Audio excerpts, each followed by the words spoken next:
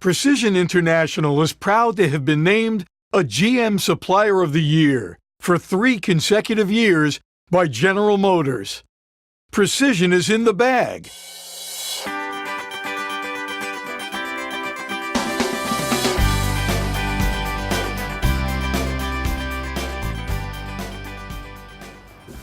All right, we're back.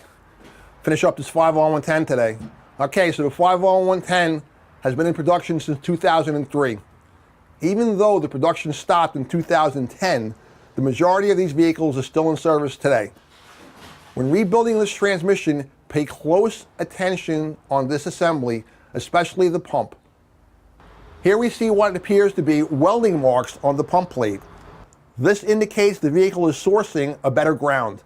This can raise havoc with solenoid operation. Be sure to install a heavy-duty ground strap from the starter mounting bolt location to the frame.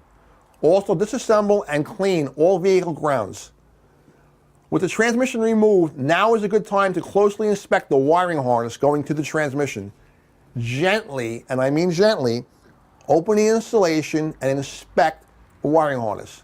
Dealing with something like this with the transmission out of the vehicle is much easier than having the unit in the way. Okay, so that's it for the 5R110. Check back with us for the next training segment. Catch you then.